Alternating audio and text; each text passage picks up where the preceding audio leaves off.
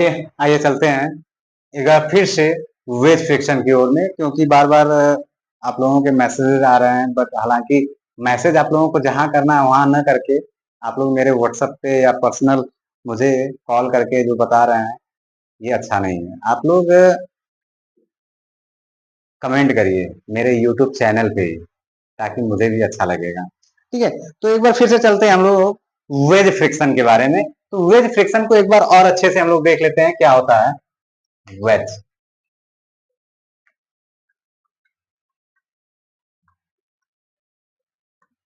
Veg friction, ठीक है। Veg friction क्या होता है, इसके बारे में हमने जैसा कि बताया था पिछली क्लास में, आप लोग देखिएगा और फिर से आप लोग मुझे बताइएगा।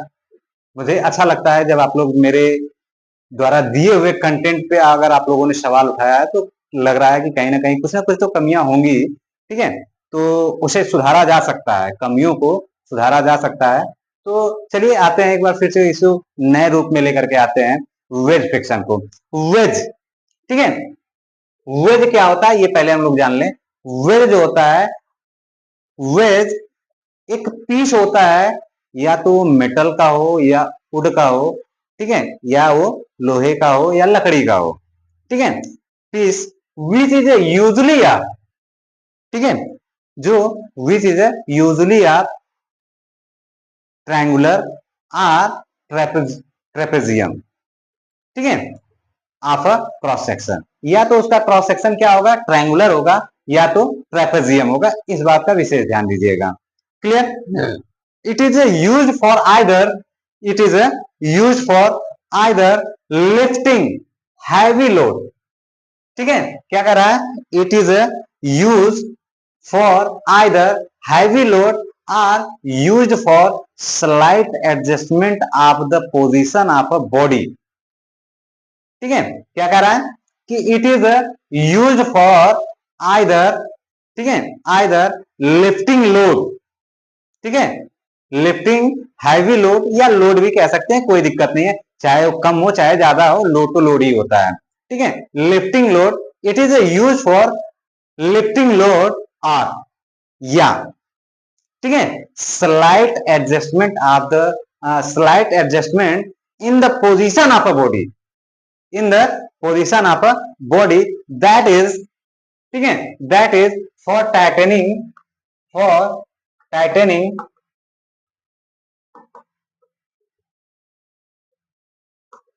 tightening fits or key for side,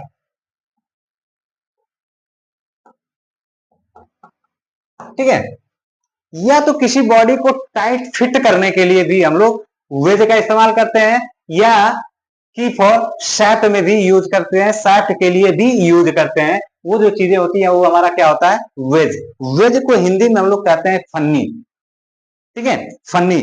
और देहाती भाषा में अगर चला जाए तो उसे हम लोग कहते हैं पच्चर, ठीक है। तो ये हमारा वेज होता है, ठीक है, जो किसी चीज को हम लोग स्लाइटली एडजस्टमेंट करते हैं।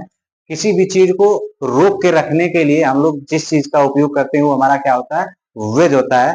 जैसे सपोज दैट क्या होता है कि जब कभी हम अपनी गाड़ी या कोई भी वैसी चीज ढलान पर खड़ी कर देते हैं, तो वहां पर सपोज दैट गाड़ी ही लेते हैं, फोर व्हीलर ही ले लेते हैं, ठीक है। फोर व्हीलर को हम कभी अपनी फोर व्हीलर को हम ढलान पे जब खड़ी कर देते हैं, तो वहां पे हम लोग क्या करते हैं, उनके चारों व्हील्स पे एक एक ईंट का टुकड़ा या पत्थर का टुकड़ा लगा देते हैं कि ताकि ये स्लिप न करने पाए। तो वो जो हम लोग कर रहे हैं वो हमारा क्या कहलाता है, वेज कहलाता है। जो वहां पे हमने ईंट या पत्थर के टुकड़े रखे हैं वो हमारा क्या काम करता है, वेज का काम करता है। क्लियर? अब हमें लगता है कि जाहिर सी बात है आप लोगों को ये चीजें अच्छी से समझ में आ गई होंगी। अब इसके बाद हम लोग आगे चलते हैं, आगे देखते हैं। तो यहाँ पर हम देखें तो वेज जो होता है, जैसे ये हमारे ये कोई एक सरफेस है, ठीक है, कोई एक सरफेस है और इस पे कोई हमारी एक बॉडी लगी हुई है, ठीक है, कोई एक हमारी बॉडी लगी हुई है, ठीक है, और इसे हमें स्लाइटली एडजस्टमेंट करना है। तो इसके लिए हम लोग क्या करेंगे कि यहाँ पर एक हम वेज लगा देंगे, क्योंकि देखा जाए तो इस बॉडी का जो शेप है वो कुछ ट्रेपेजियम टाइप दिख रहा है। इधर तो ठीक है, हॉरिजॉन्टली है, इधर वर्टिकली है, ये समझ में आ रहा है, लेकिन इधर जो है लीनियर कंडीशन में है। अब लीनियर कंडीशन में कोई चीज को अगर रखा जाएगा तो वो क्या करेगा, स्लिप ही करेगा, स्लाइड ही करेगा। ठीक है, तो इसको हमें स्लाइटली एडजस्टमेंट करने के लिए हमने क्या किया, वेज का उपयोग किया। तो ये हमारा वेज हो गया। क्लियर, ये हमारा वेज हो गया। ठीक है, ये हमारी बॉडी हो गई। ठीक है, ये हमारा बॉडी हो गया और ये हमारा वेज हो गया। ठीक है, अब यहाँ पे, अब इसको, इन बॉडी को हम अलग अलग कंसीडर करें, इन बॉडी को अगर हम अलग अलग कंसीडर करें तो सपोज दैट सबसे पहले हम क्या करें, इसको कंसीडर करते हैं। ठीक है, वेज को कंसीडर करते हैं। तो वेज को जब कंसीडर करते हैं तो ये हमें देखने को मिलता है क्या, कि यहां पर एक रिएक्शन काम कर रहा है। ठीक है, यहां पर एक रिएक्शन काम कर रहा है। वो रिएक्शन कहाँ है, देखिए, अब इसका जो नॉर्मल रिएक्शन होगा, इसका जो नॉर्मल रिएक्शन होगा कुछ इस पे आएगा, यानी फन्नी का जो वेज का जो एंगल बन रहा है वो कितना बन रहा है, अल्फा बन रहा है। वेज का जो एंगल बन रहा है वो कितना बन रहा है, अल्फा बन रहा है। ठीक है, और इसका जो नॉर्मल रिएक्शन है वो कहाँ वर्क करेगा, इस जस्ट इस सरफेस के पैरेलल काम करेगा, अरे परपेंडिकुलर काम करेगा। और अगर देखा जाए तो परपेंडिकुलर अगर काम करेगा, तो अगर यहां से हम डायरेक्टली लाइन ड्रॉ करें, डायरेक्टली लाइन ड्रॉ करें तो ये हमारा 90 डिग्री का एंगल बनाएगा। ये हमारा कुछ ऐसा बनाना चाहिए और ये हमारा 90 डिग्री एंगल बनाना चाहिए। जो नॉर्मल रिएक्शन है वो इस प्लेन से या सरफेस से 90 डिग्री एंगल बनाना चाहिए। तो यहां पर अगर ये एंगल अल्फा है तो ये एंगल कितना होगा, ये भी एंगल तो हमारा अल्फा ही होगा।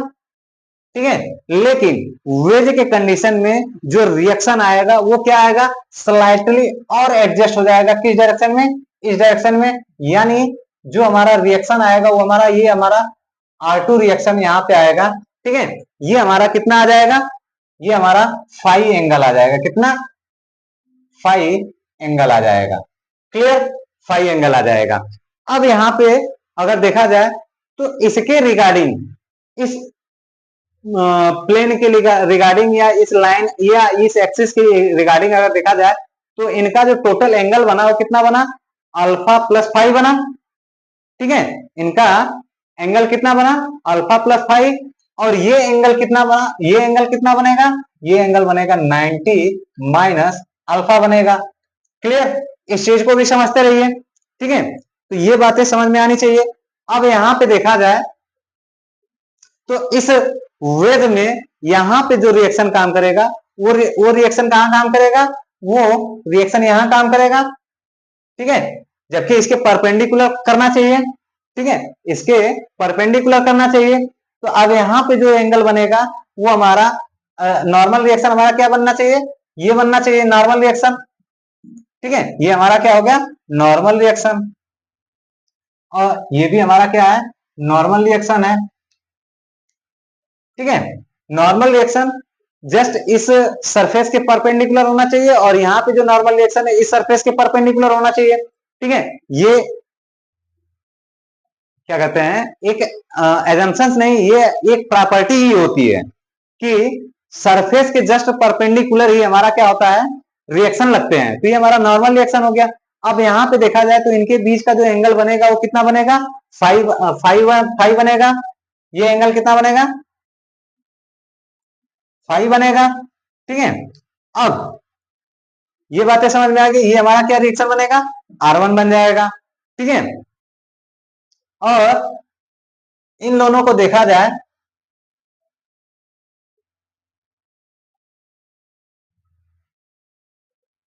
अगर इन तीनों लाइन को अगर मिलाया जाए तो यहां पर ये मिलेंगे। ठीक है, यहां पर जब मिलेंगे तो इन्हीं के पॉइंट से ही, इन्हीं के पॉइंट से ही सारे रिएक्शन बनेंगे, सारे रिएक्शन बनेंगे। ठीक, इसका एक और फिगर ड्रा करके हम लोग देखते हैं, फिर समझाते हैं और आपको।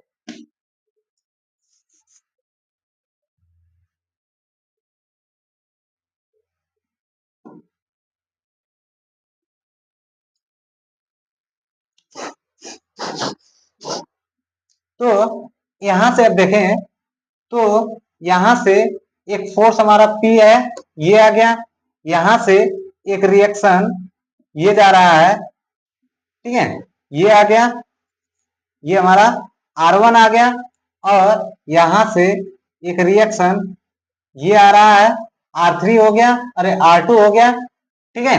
अब यहां से हम क्या करें, एक लाइन ऑफ एक्शन ये ड्रा करें, ठीक है, लाइन ऑफ एक्शन ये ड्रा करें, और यहां पे एक चीज देखिए, यहां पर ये जो एंगल बन रहा है, ठीक है, ये जो एंगल बन रहा है, ये हमारा किस कहां से बन रहा है,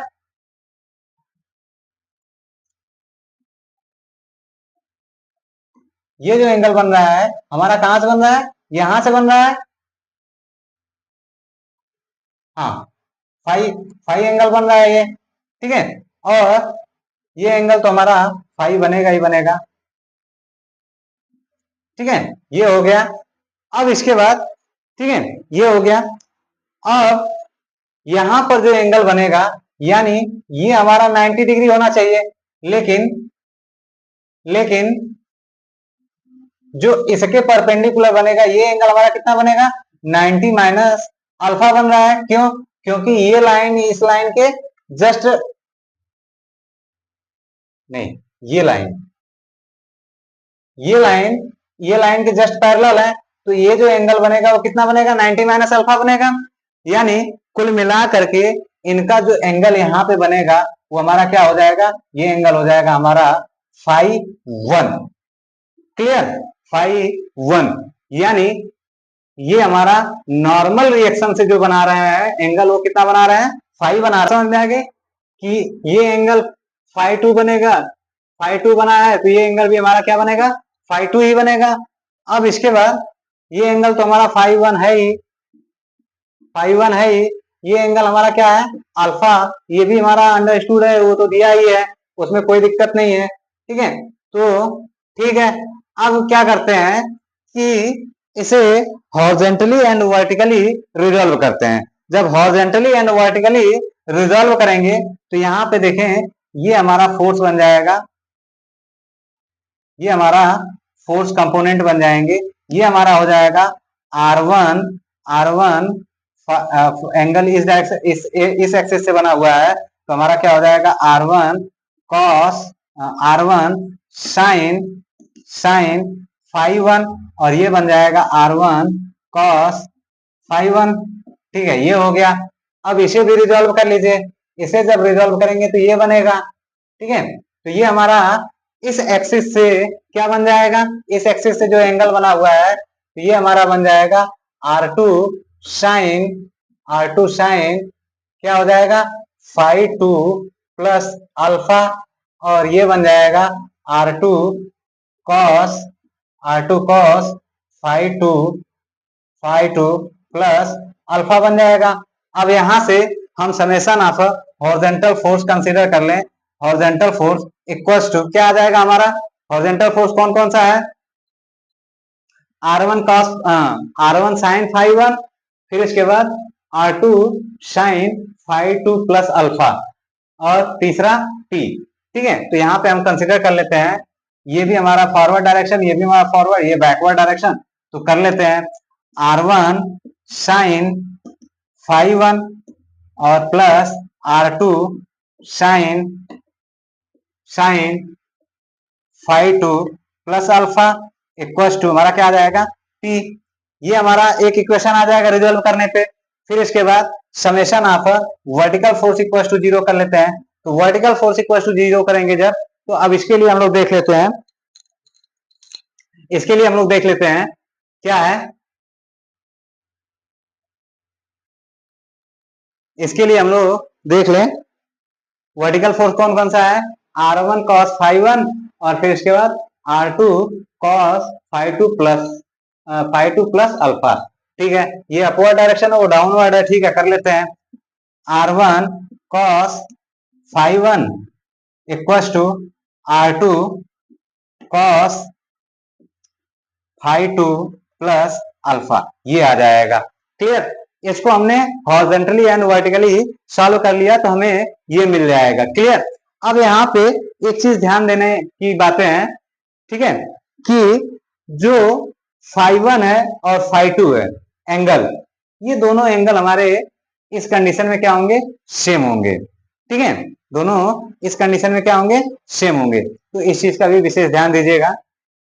ठीक, अब हम चलते हैं, अभी तक हम वेज को कंसीडर कर रहे थे, अब चलते हैं बॉडी को भी कंसीडर कर लेते हैं, बॉडी को कंसीडर करके देखते हैं क्या आता है उसमें भी, ठीक है।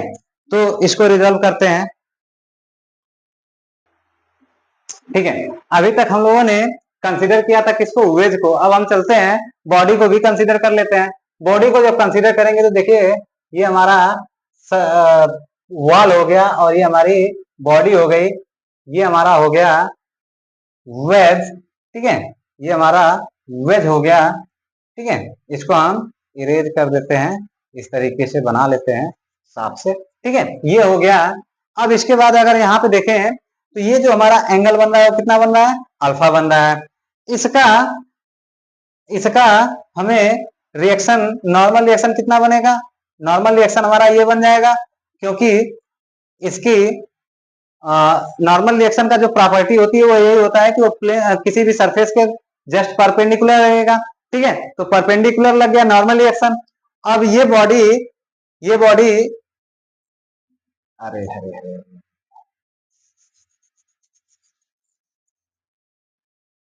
ठीक है। अब यहाँ पे देखें तो नॉर्मल रिएक्शन हमारा किस डायरेक्शन में लगेगा, इस डायरेक्शन में, और नॉर्मल रिएक्शन की प्रॉपर्टी क्या होती है कि वह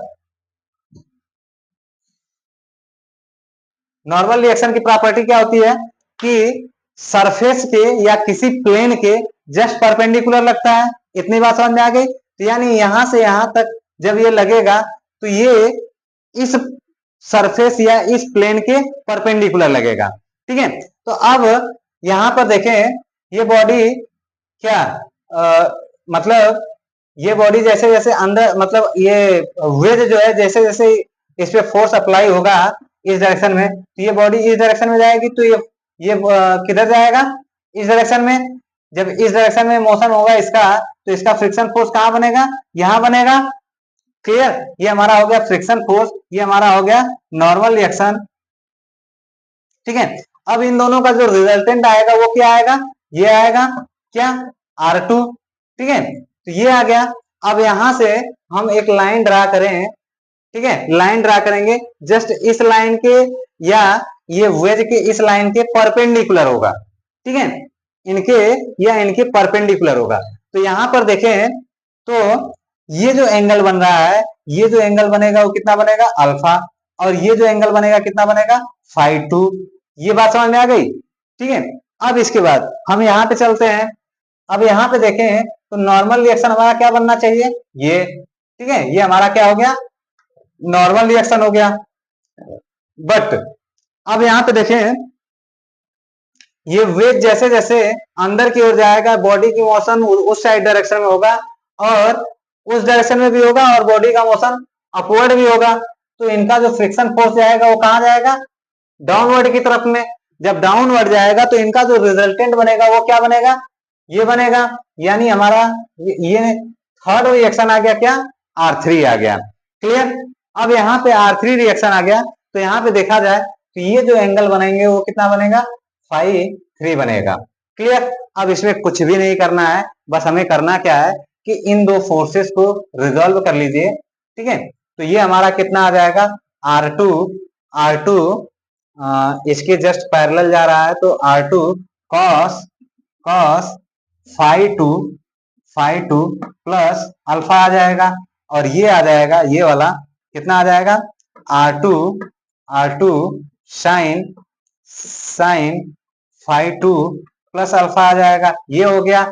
और यहाँ पे ये आ जाएंगे, एक नॉर्मल रिएक्शन इस डायरेक्शन में, एक नॉर्मल रिएक्शन इस डायरेक्शन में, नॉर्मल नहीं इंक्लाइन रिएक्शन, ठीक है, इस डायरेक्शन में। तो ये हमारा क्या आ जाएगा, R3 cos φ3, और ये हमारा आ जाएगा R3 sin φ3, ठीक है, इतना हो गया।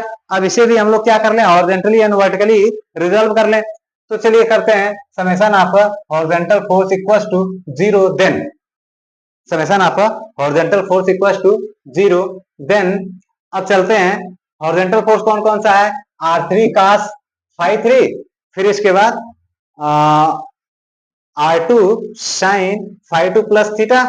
तो चलिए करते हैं, तो यहां से हमारा आ जाएगा R3 cos five 3 equal to R2 R2 sin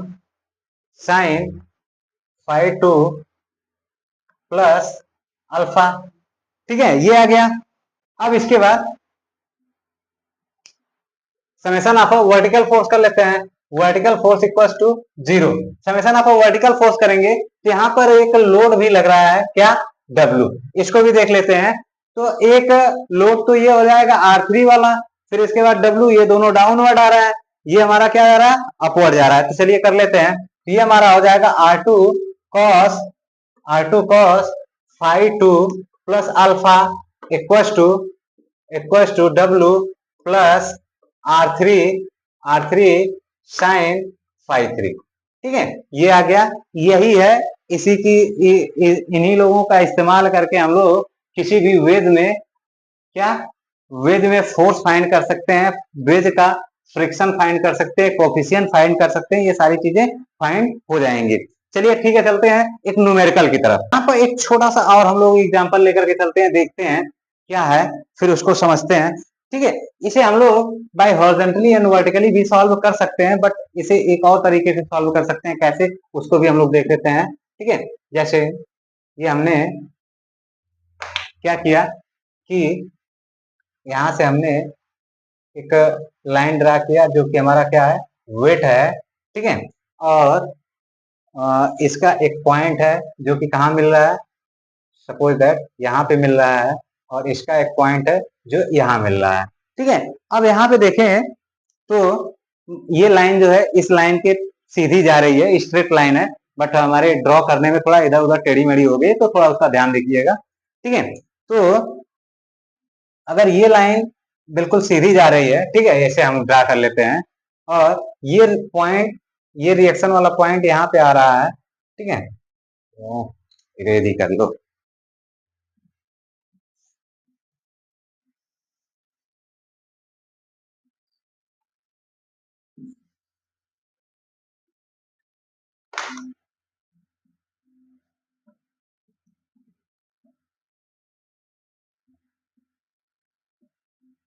R2 आ गया, ये R3 हो गया, ये W हो गया। ठीक है, इतना हो गया, और ये हमारा यहां से यहां तक एंगल कितना बना रहे हैं, फाइव 2 प्लस अल्फा बना रहे हैं।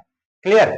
अब यहाँ पे देखा जाए, अब यहाँ पर अगर देखा जाए तो इसे हम बाई लामी थ्योरम से भी सॉल्व कर सकते हैं, क्योंकि यहाँ पे तीन फोर्सेस एक साथ मिल रही हैं। ठीक है, एक तो ये मिल रहा है, एक ये मिल रहा है, एक ये मिल रहा है। तो चलिए ठीक है, करते हैं। तो यहाँ पे हम देखें तो सबसे पहले W इक्वल टू W, लामी थ्योरम क्या कहता है, फोर्स अपॉन साइन एंगल। ठीक है, तो फोर्स अपॉन यानी W हो गया, W इक्वल टू हमारा क्या आ जाएगा, यानी देखा जाए तो 180 माइनस, यानी ये लाइन पे अगर सीधा जाए तो 180 एंगल बनेगा, बट 180 एंगल नहीं बनेगा, तो 180 माइनस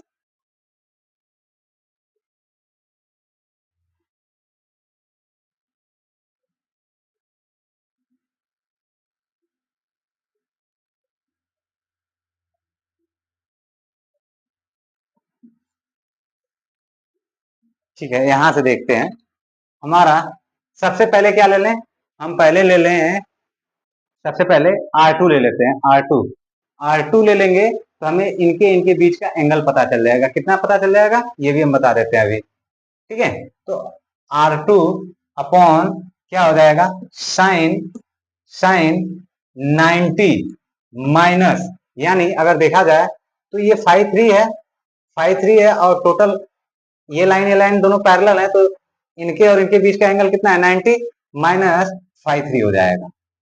ये हो गया R2 की वैल्यू, यानी ये हमारा 90 माइनस फाइव 3 आ गया।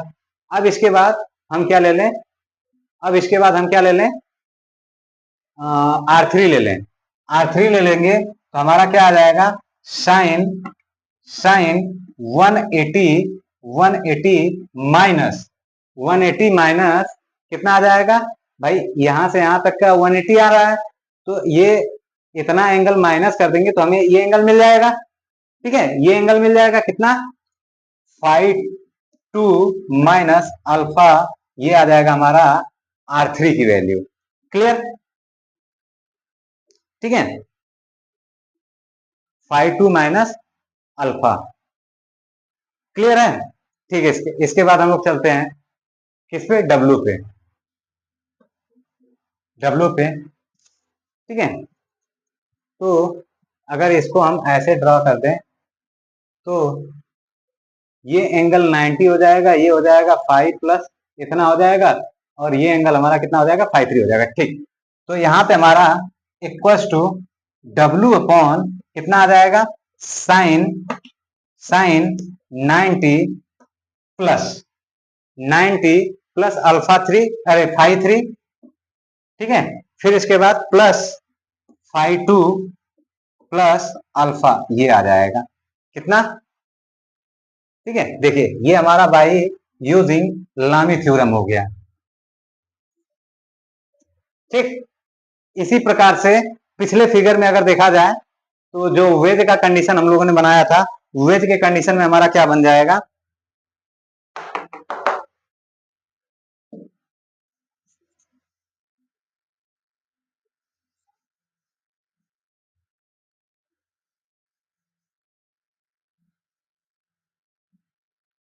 वेज के कंडीशन में हमारा बन जाएगा। ठीक है, वेज के कंडीशन में वेज के कंडीशन में हमारा बन जाएगा R2 upon 90 sign sine 90 plus 5 1, कितना बनेगा, 90 प्लस 5 1, ये हो जाएगा। फिर इसके बाद R3 अपॉन में बन जाएगा साइन साइन 180 माइनस, ठीक है, R3 नहीं R1, R2 अपॉन इतना बनेगा R1, हाँ R1 अपॉन क्या बन जाएगा, R1 अपॉन बन जाएगा 90 प्लस कितना बन जाएगा, अल्फा प्लस 5 2, अल्फा प्लस 5 2। अब P अपॉन क्या बनेगा, P अपॉन बन जाएगा, ठीक है, P अपॉन बन जाएगा साइन 180,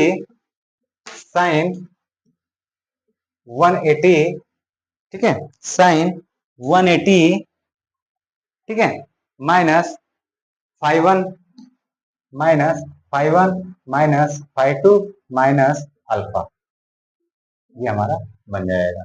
ठीक है, ये हमारा वेज के कंडीशन में है बाई लामी थ्योरम।